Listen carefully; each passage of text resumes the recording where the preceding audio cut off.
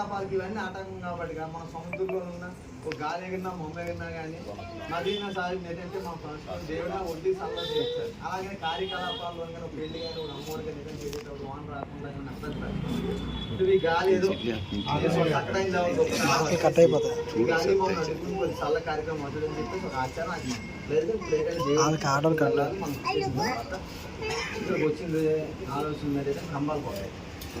ఆ ఆచారం మరి ఎవరు కొడతారనేది మీ చేతిలో. ఉయ్యాల కంబాలు ఉయ్యాల శాశ్వత చెట్టు అన్నారు కమ్మం, దాన్ని కొట్టాలి. కొట్టిన తర్వాత ముందు ఏంటి పళ్ళు కలిపి ఓరగని దండం పెట్టేసిన తర్వాత మధ్యసారి మొక్కించిన తర్వాత ఏం చేయాలి చేసేసిన తర్వాత ఓరగని దండం పెట్టి సాంబ్రాన్ని దోపం ఇచ్చేసిన తర్వాత నగలు బతులకు ఎవరు మోదులు అమ్మూరు మోదులు బతులు అనుకో. వాళ్ళ అమ్మూరు కొత్తారు వాళ్ళ బతులు అవుతారు. ఇప్పుడు ఈ అమ్మూరు నువ్వు బతుడు అనుకో.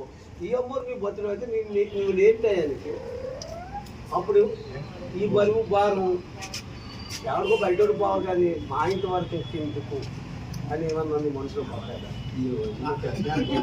రాజకీయ పరంగా ప్రచారం పరంగా రాజకీయ నాయకుడు నాకు వాళ్ళకి నా కొడుకోటి ఏటమాట చెప్తారా మా ఈరుండేమో ఊరున్నాడు కామని అంది కదా. అలాగే పెద్దరికాల్లో ఈ రోజు చెప్తున్నాం ఎవరికైనా ఇచ్చేంటే బాగా పెద్దని ఈ రోజు అంటారు.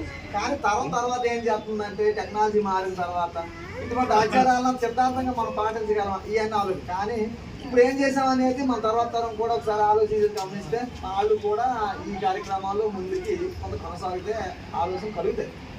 ఎందుకంటే ఈ సాంప్రదాయాలు కొంత పాటిస్తాయి. ఎందుకంటే ఇది పూర్వీకుల నుండి వచ్చింది. దేవతలు అనేటప్పుడు మన మనసులో ఏ కష్టమైనా